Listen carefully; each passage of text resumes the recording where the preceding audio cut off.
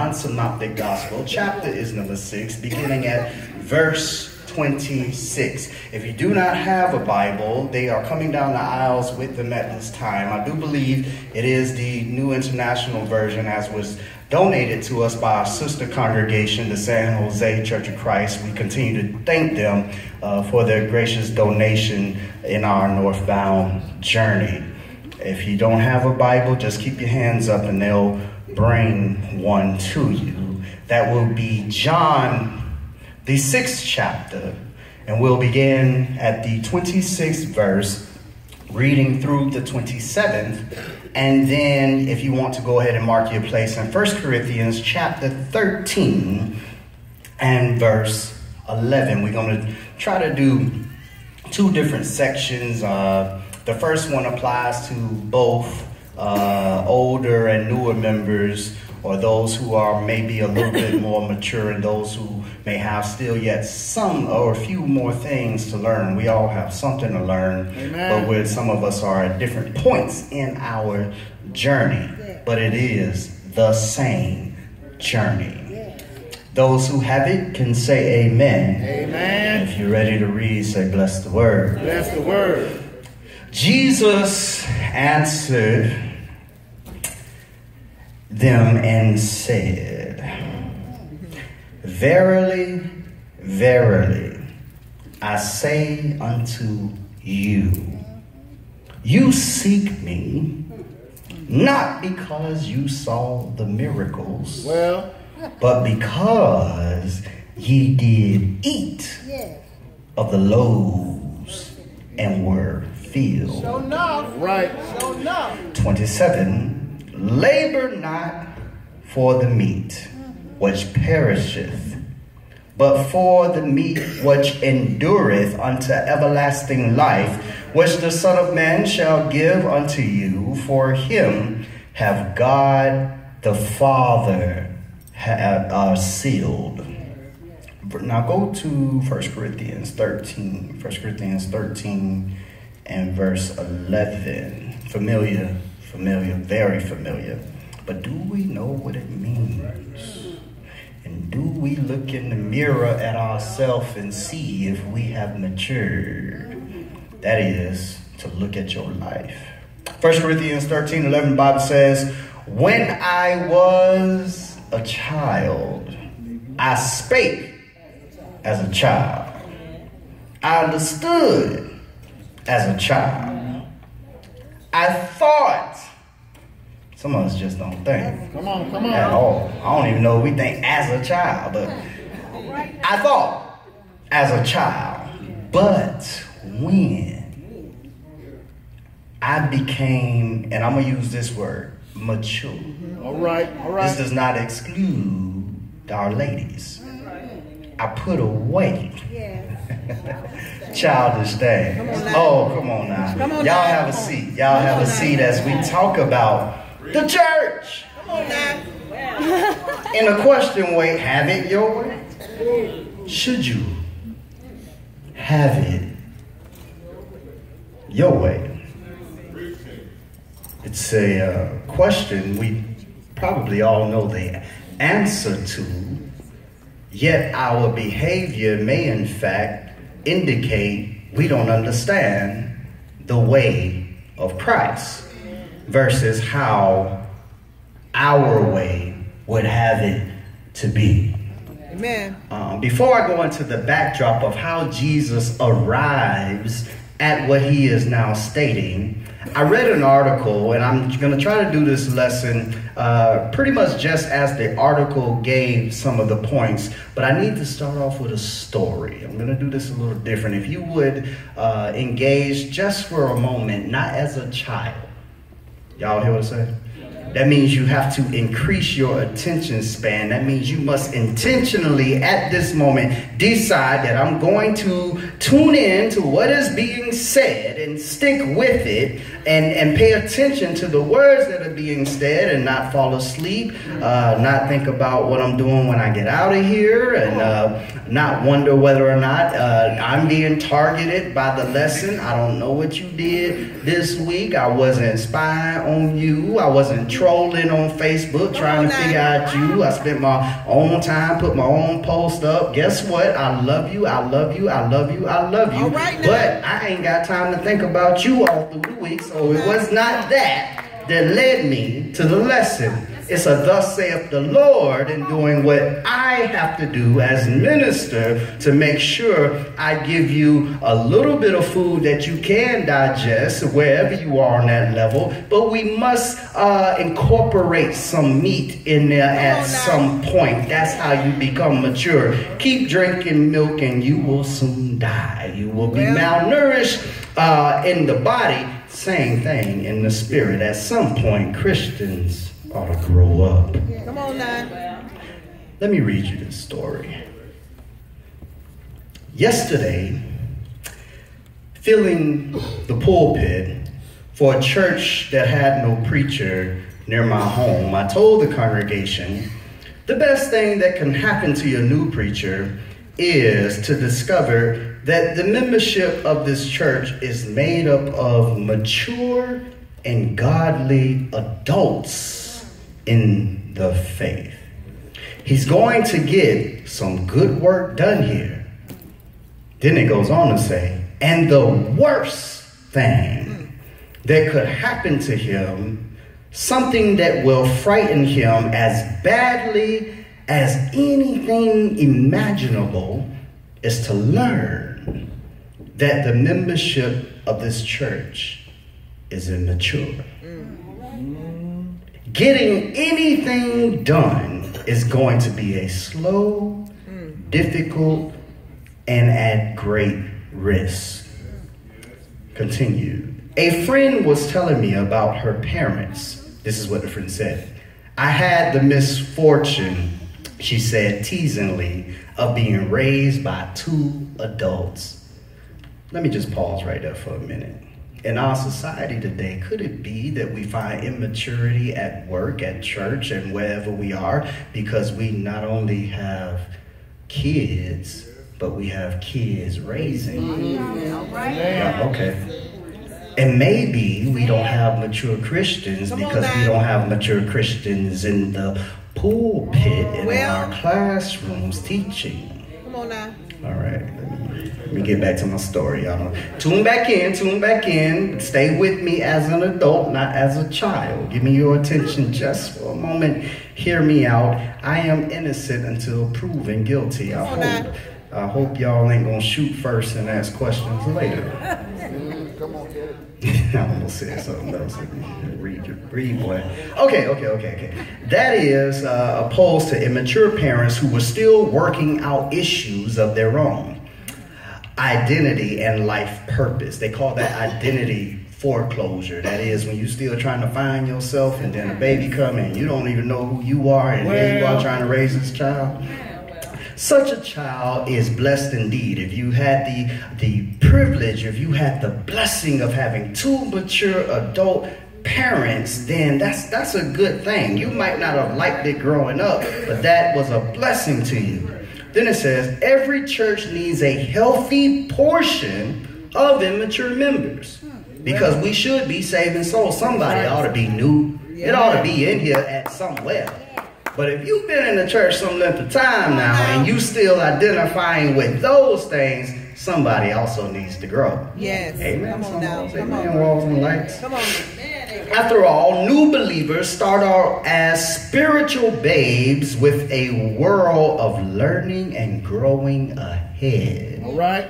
No one is born fully grown. Come on now. When you came out that water, guess what? You weren't done, and you weren't perfect, and you still ain't. And when you get perfect, I say this a lot, when you get perfect, come on. When you get where you ain't got nothing else to do, you understand and have mastered Genesis to Revelation, guess what?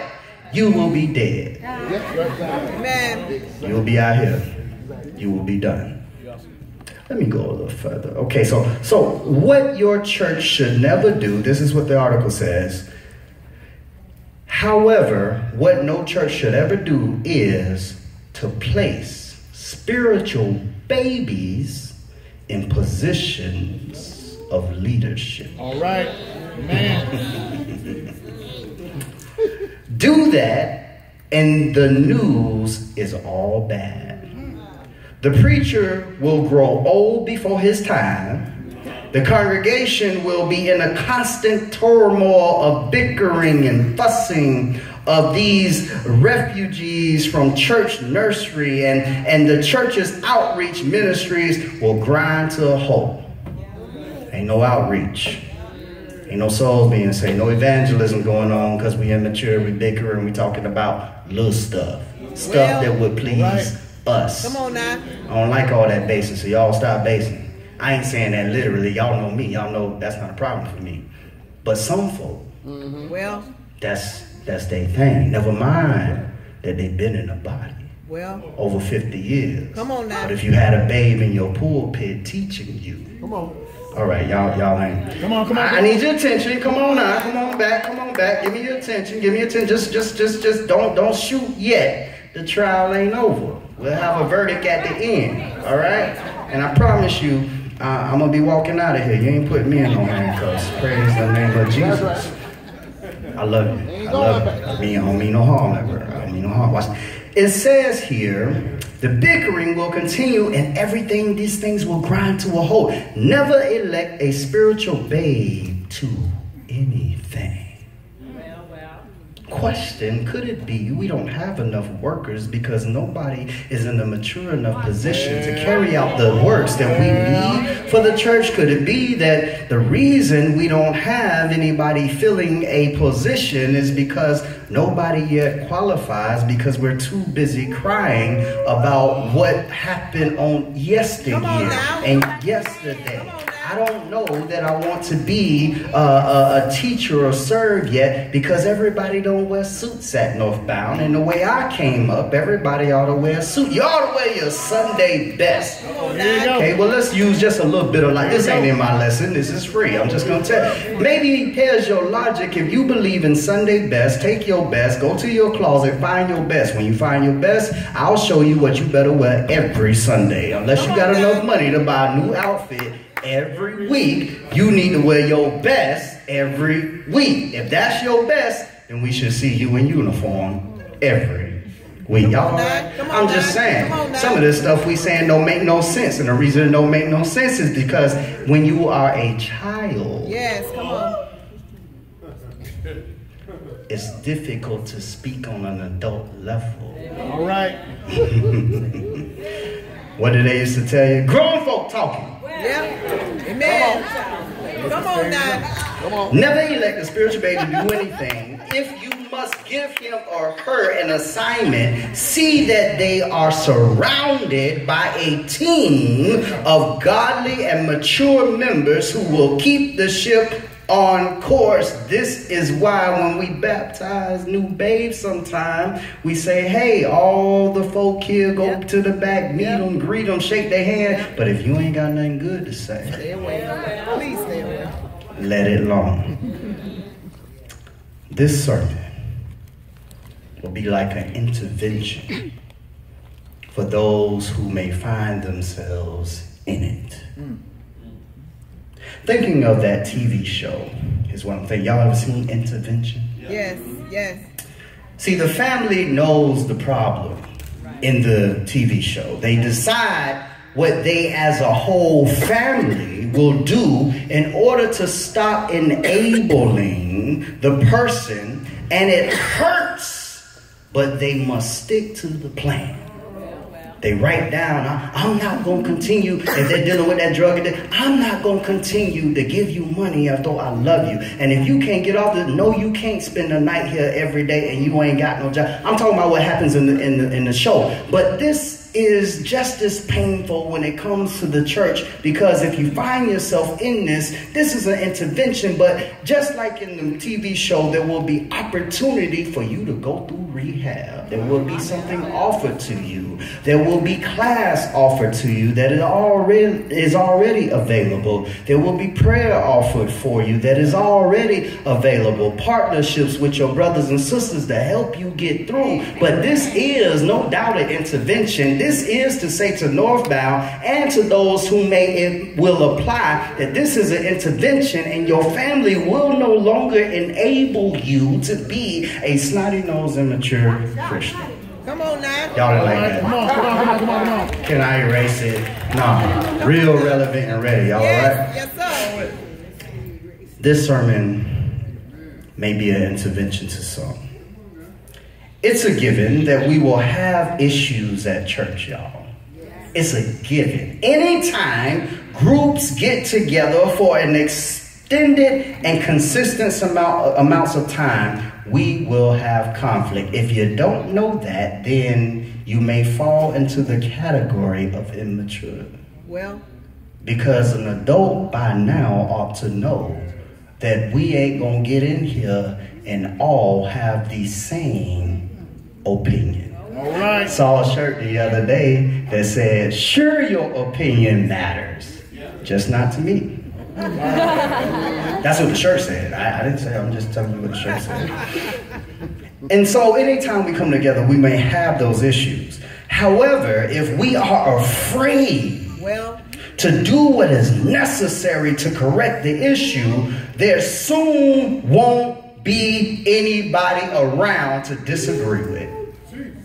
Did y'all hear what I just said? come on now. Come on. We are so afraid of offending somebody that we no longer correct folk. Well, We live in a society today, Brother Cooper, that to speak the truth is unpopular, and you get criticized for speaking the truth. I'm not saying you talk out the side of your head like 45, but the former president had a way of telling the truth, but he was so eloquent in the way that he would put it that he could call you an imbecile, and you would actually say that make a whole lot of sense. Thank you very much, sir. Yeah, that's right. Weak leadership is afraid to call the fellowship to correction. Well, praise God, Northbound. You don't have weak leadership. Recognize I love you, and so I'm going to correct you. Not correcting you to make you look bad. I'm correcting you because I want you strong. I want you powerful. I want you to really be walking in your blessings that the Lord has provided for you. Because when you know better, you ought to do better. And when you learn how to think for yourself, nobody can imprison you. But as long as you stay ignorant and blind, you will be your own best prison warden. You know why? Because somebody else will have given you a system of thinking, and when they give you an immature system of thinking, you will remain where you are. But what would it mean? That would mean, rather, when you talk about weak leadership and needing correction, but that would mean it's not only the leadership who is wrong if they are afraid to correct, but we must ask, why would leadership be afraid and scared to correct things? Maybe because they have a good number of immature Christians who will take their ball and run home like little Johnny did when you didn't pick him for your team. Remember that guy? He couldn't catch. He couldn't catch that good, but he had the ball. So when he came outside, he just knew he was going to get picked, play on somebody's team and saying like, ball. He had the ball, but he couldn't catch. Butterfingers. So why you say, I'm going to be a captain. He going to be a captain. Why y'all picking folk? You picked Johnny last. Johnny got mad and said, give me my ball. Taking it to the house. Y'all don't act like that.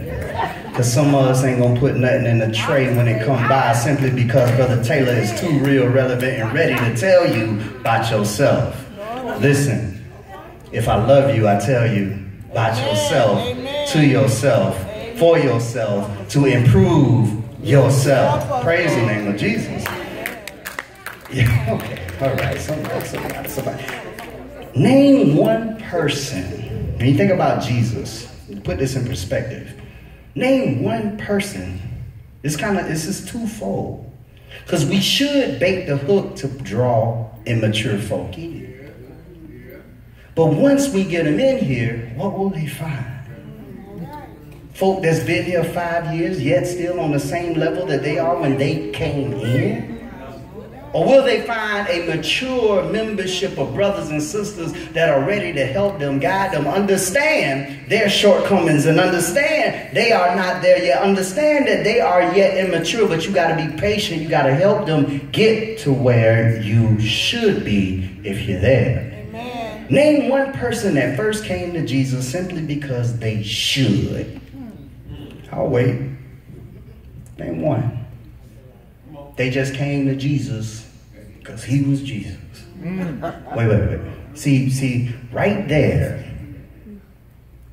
is a tactic of those that want to keep your mind locked up because you've been told that people ought to want to come to Christ because of who he is. But in this day and time in society, and if you read your Bible, that never happened. People actually came to Christ because of what Christ was doing and fulfilling a, watch this, physical need, and we're going to find that out in this text. That's why they followed. Matter of fact, Jesus says it himself.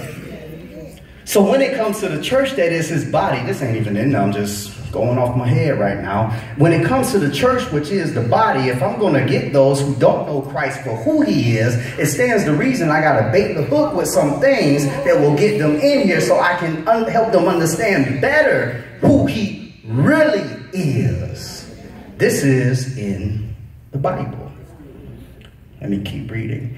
Everyone who came initially came to Christ, they came because they were drawn by what he could do for them. All right.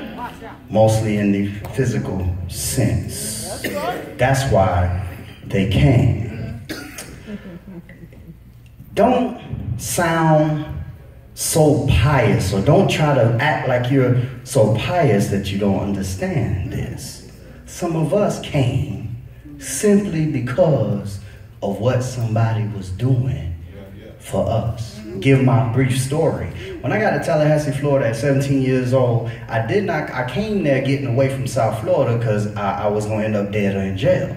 And when I got there, one thing I had never seen before was men willing to help young men that weren't selling drugs. Y'all ain't in here. I'm just going to give my story. Maybe you got a story. But I had never seen grown men, Brother Cooper, that were willing to take $50 out their pocket that didn't know you and say, I'll pay for that GED test if you going to do the study and do the work. That shocked me. So my initial draw to the church, it wasn't even Jesus. It was what I saw in these men and what they were doing and willingness to help me accomplish something I needed to do for myself. See, you go where you can find what you're looking for. Now, however, that is an immature thing when it comes to Christ. But that may be what initially brings you. Y'all with me? We should go, and watch this word, stay. Well, come on now. Where we can grow. Amen. All right. If anybody in here probably right now has ever talked to me that has placed membership here, I have told you that same thing. Northbound may not be the place for you. Well, and where you are, if you can grow there, then you need to be there. But whether it's northbound or leaving where you at, what have I told you?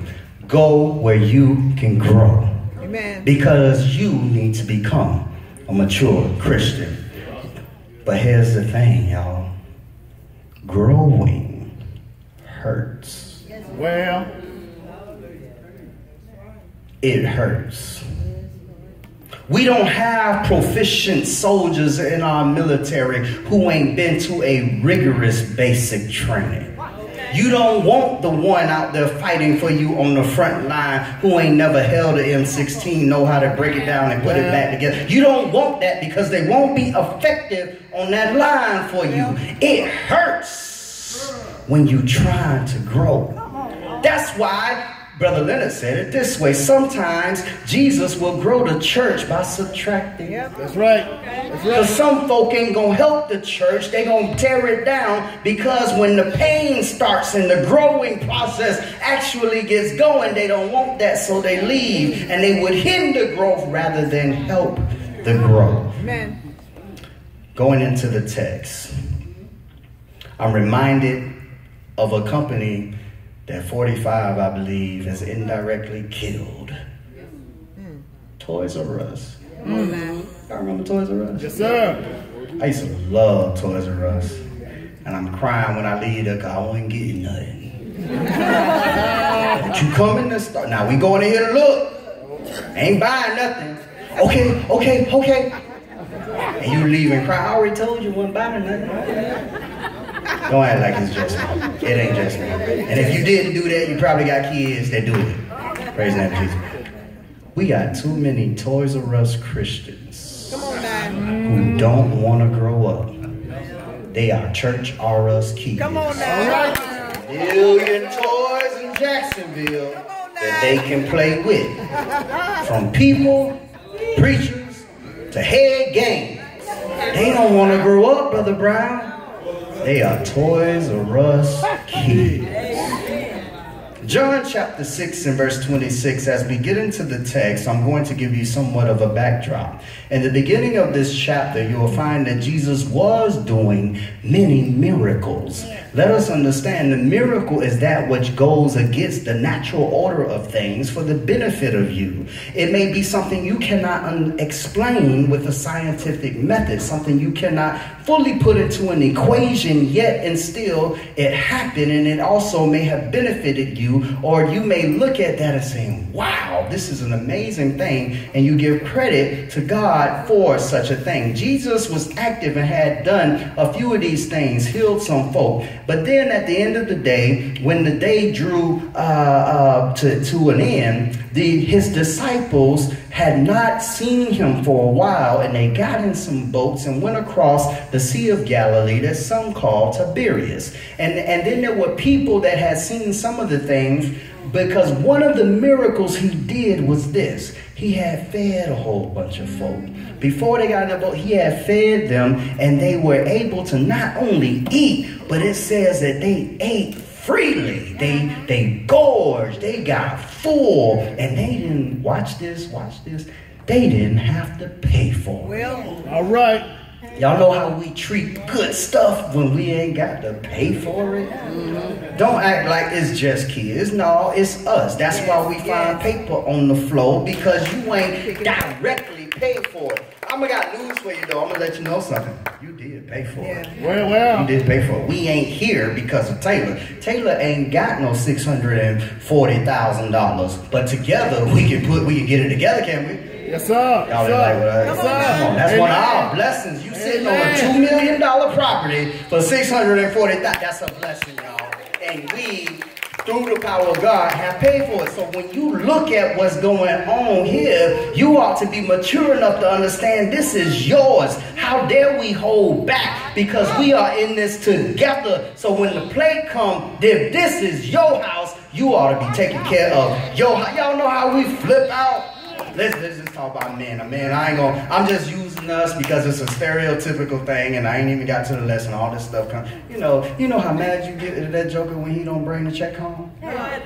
Maybe he ain't done that, but I've seen things kind of fall apart real quick. He don't bring that check home.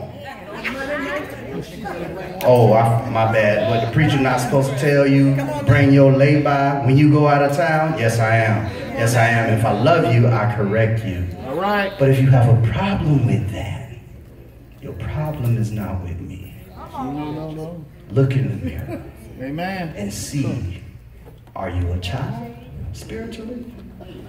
Or are you an adult who can learn and accept the truth and grow from that truth?